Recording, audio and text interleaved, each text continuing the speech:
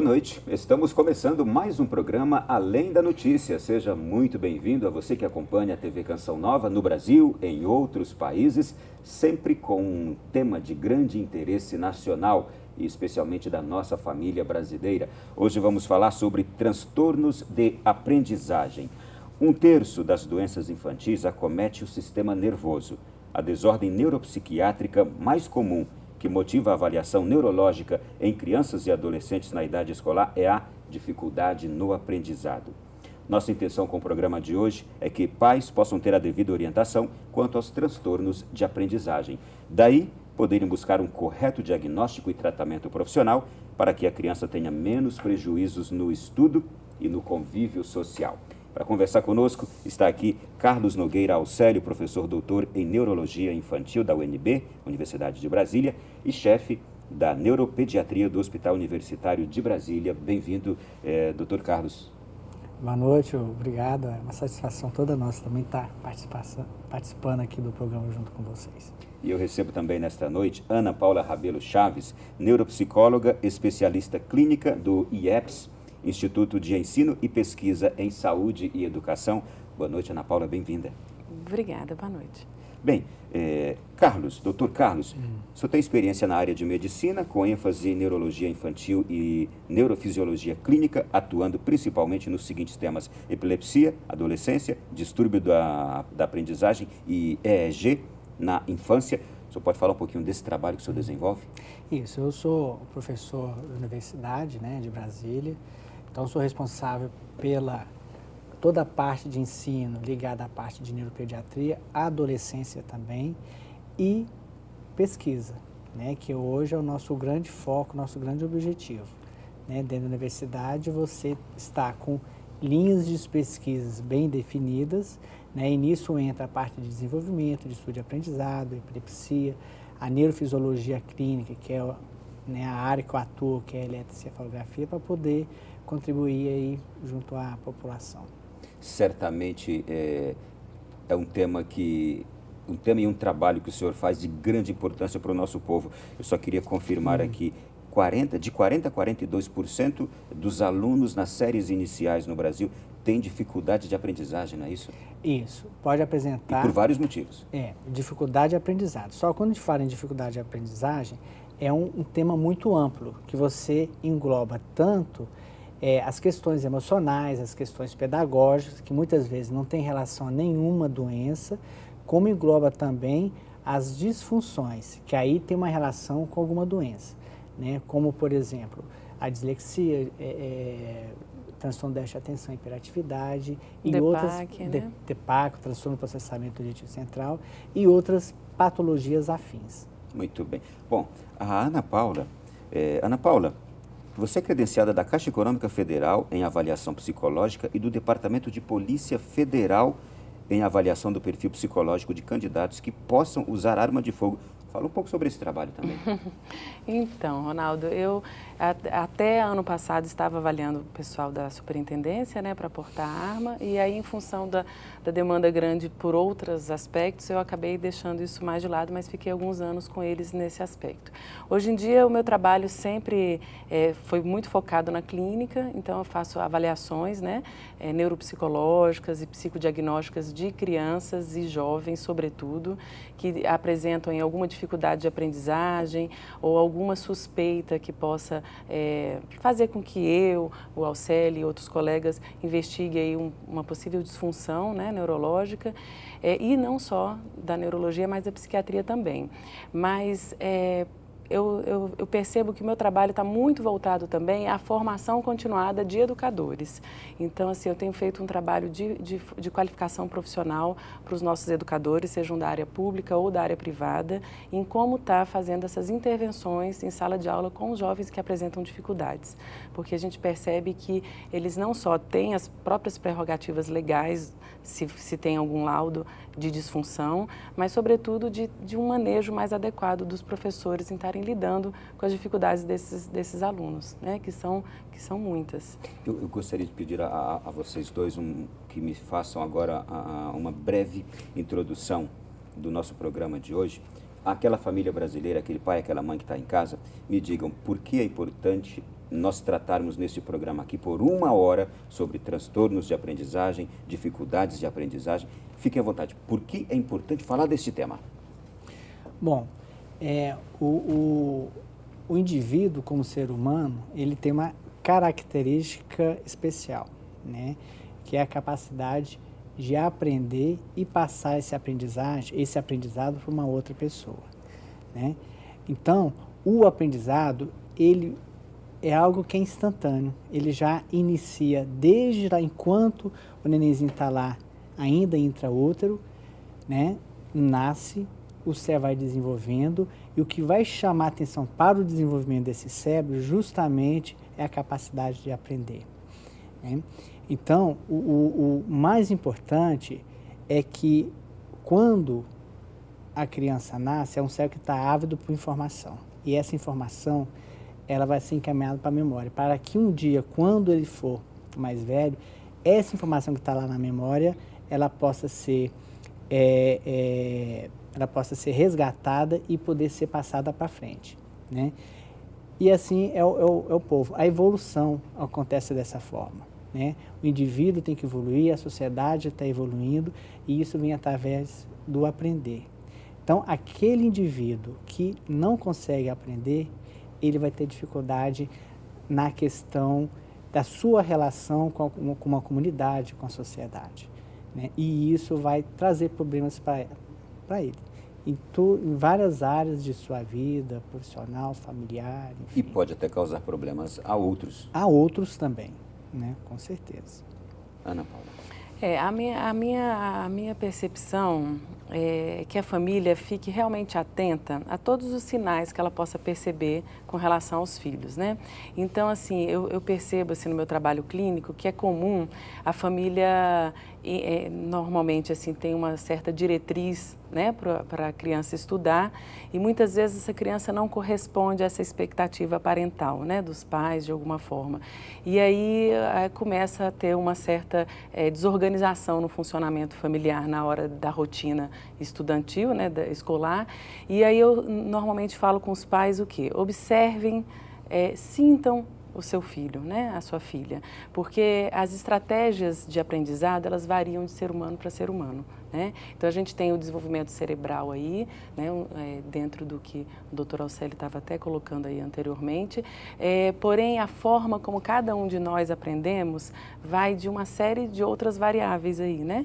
O meio que a gente está, que condições a gente teve de aprendizado, condições sociais, culturais e econômicas, né? Então vamos perceber que estratégias a gente tem para desenvolver esse aprendizado da melhor maneira. E mesmo esse cérebro tendo uma dificuldade, uma disfunção no aprendizado, que estratégias a gente pode criar para esse saber, para esse conhecimento chegar para aquela criança, mesmo que com ritmo alterado, mesmo que com alguma disfunção, né, em curso, em evolução. É esse o meu apelo, para as famílias perceberem isso. Tem crianças que são muito visuais, tem outras que são mais auditivas, né? Então a gente tem que ver qual é a melhor maneira ali para desenvolver esse aprendizado. Bom, essa questão que ela falou de estratégia é algo que é importantíssimo, né? Que é uma característica fundamental na criança, né? Porque como você tem um cérebro que está em desenvolvimento, né? Então, se você tem um cérebro que nasceu com um distúrbio, com uma disfunção, muitas vezes porque ele foi agredido ou por uma ordem genética, né? Esse cérebro ele pode mudar a forma dele trabalhar se receber o estímulo adequado.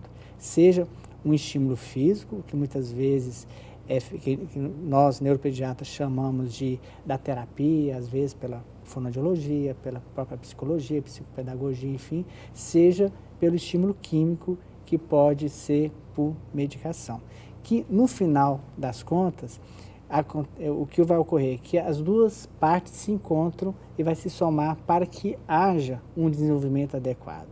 O importante é que na criança e no adolescente, o cérebro ele é plástico, ele tem essa plasticidade, ele tem essa capacidade de mudar a forma de trabalhar. E quanto mais você investir em qualidade, né, maior a chance de sucesso para que esse indivíduo possa vir aprender. Então, essas estratégias elas são fundamentais. Bom, a Ana Paula, você citou agora há pouco os diversos fatores que podem contribuir para uma não aprendizagem, uma dificuldade de aprendizagem, e a gente está falando de transtornos. O que separa uma coisa de outra? Dificuldade e o que é um transtorno?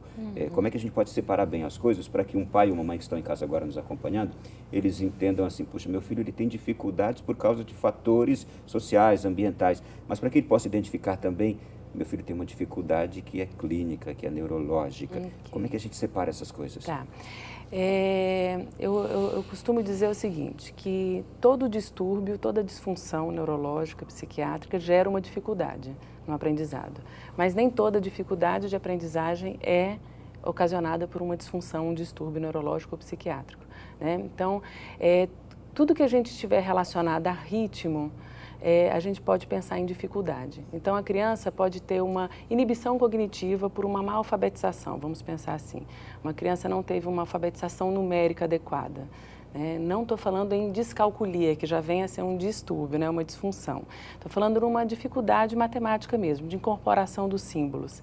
A gente precisa desenvolver psicopedagogicamente essa criança com estratégias adequadas para tirar, reconstruir essa alfabetização que de algum momento foi ruidosa para essa criança. Então ela tem uma dificuldade. Ela chega no aprendizado? Ela chega, mas num ritmo menor se comparado aos pares, ao que a gente espera naquela fase de desenvolvimento da criança, né?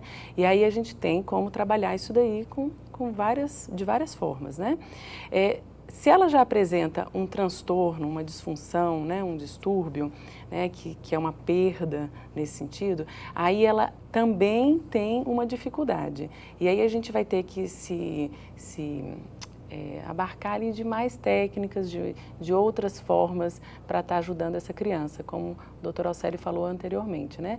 Da gente poder fazer um apoio médico, né, medicamentoso, fazer um trabalho psicoterápico, do próprio enfrentamento diagnóstico. Tem muitos adolescentes, quando tem o diagnóstico de TDA, do déficit de atenção e da hiperatividade, eles resistem ao fato de serem diferentes da maioria. Então, eles têm, assim, determinadas prerrogativas, por exemplo, fazer prova em ambiente separado, e eles não aceitam. Então, a grande maioria é porque eles não querem se destacar dessa maneira do grupo, né? Então, o psicólogo entra com esse apoio, com esse enfrentamento diagnóstico, né? De colocar cada coisa no seu lugar, da importância, como que isso vai ser desenvolvido ao longo da vida dele, dessas estratégias que ele mesmo vai criar. Então, isso pode perdurar por toda a vida? O TDAH é por toda a vida. É um diagnóstico de primeira e segunda infância, né, doutor Alcélio? De 6 anos. E isso é um diagnóstico para o resto da vida. Não é curável, mas é plenamente tratável. O que acontece, no caso do transtorno de déficit de atenção, né, a sintomatologia ela vai mudando no decorrer de um tempo. Uhum. Né? Então, muitas vezes, quando criança, o que chama mais atenção é a hiperatividade, entra na adolescência, o que chama mais atenção é a impulsividade, e, para o final, é o déficit de atenção. Né? Só que, com o amadurecimento do indivíduo, como o déficit de concentração, atenção, que vai ficar, é um sinal mais importante no adulto, então o adulto, com a maturidade, ele já começa a encontrar estratégias para poder conseguir amenizar aquela dificuldade. Então, por exemplo, né, eu chego em casa, sou disperso. Então, eu tenho que chegar em casa, eu tenho que colocar minha chave no chaveiro, porque se eu não colocar minha chave no chaveiro, se eu colocar em qualquer lugar, quando eu precisar da chave, eu não sei onde ela está. Então, ele vai encontrando, ele próprio, as estratégias, né, a forma dele poder não ter um desconforto. Algo que, às vezes, a criança já não tem, né? Essa estratégia, não tem essa rotina, ela não tem condição de produzir uma rotina para que essa dificuldade seja amenizada. Isto é, o adulto sente necessidade de ordenar-se, não é? Isso. Enquanto que uma criança não tem. Pois é, e aí a família muitas vezes faz esse papel para a criança, né, de organização ali. Para poder executar bem uma tarefa. Então, a família vai ajudar nisso daí. E muitas vezes o psicólogo, ele vai trabalhar também dando dicas, ideias, né, como lidar com essa dificuldade, montar rotinas para a criança na hora do estudo, na hora de fazer atividades. Eu só quero insistir um pouco mais. Quando é que um pai e uma mãe, eles podem descobrir que é uma questão de acompanhamento somente, de levar um psicólogo, ou quando é de fato um problema neurológico mais profundo e que precisa de algo mais que uma simples atenção dedicada, mas de um tratamento? A intensidade, a magnitude, né, do sintoma. O que acontece, né? Os sintomas, eles se misturam, né? Então, você tem aquela criança que está saindo fora daquilo que é esperado, né? Em termos de escolar, em termos de aprendizagem. Ela está fora daquilo que é esperado numa comunidade, dentro de sala de aula. Aquela criança, Paulinho, ele não está correspondendo à grande maioria da turma. Então, um problema de aprendizado ele deve ter, né?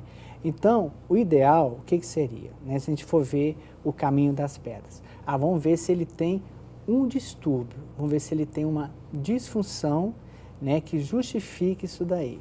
Aí vai ter uma consulta com o neuropediatra. E o neuropediatra, né, aí que vem a diferença do neurologista geral e do neuropediatra, que o neuropediatra ela tem a visão da criança como um todo. Então, ele vai ver o desenvolvimento, a parte nutricional, né, a criança no geral. E também a parte neurológica, para ver se, por exemplo, de repente essa criança não está indo bem porque ela é desnutrida, né?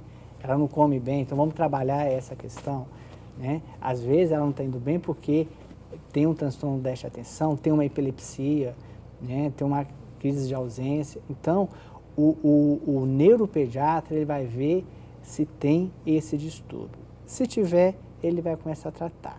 Se não tiver, ele vai encaminhar, né, para profissionais afins, né, que vai tentar melhorar aquela área de dificuldade que ele apresenta, às vezes junto com a fono, às vezes junto com o psicopedagogo, né, enfim. Agora, o interessante é que muitas vezes aquela criança que tem um transtorno de aprendizado, ou seja, tem uma disfunção, essa disfunção vai comprometer essa criança numa sociedade... Nas relações sociais. Das relações sociais. Então, você precisa, né, de um trabalho psicoterápico, um trabalho fonoaudiológico junto contigo, né? Não é só aquela criança que não tem, mas aquela criança que tem. E o que acontece muitas vezes, Ronaldo, só para completar aí o seu questionamento, às vezes a criança, a escola, porque a escola, a gente recebe muito da escola, né, Océlio? Então, a escola normalmente faz esses encaminhamentos para a gente. Então, normalmente, a escola, vamos supor, vai para o psicopedagogo. Aí o psicopedagogo começa a perceber que a criança tem realmente uma dificuldade de aprendizagem que pode ser ocasionada por um distúrbio, que pode ter como etiologia uma disfunção, um transtorno médico, né? E aí faz o encaminhamento para o neuropediatra.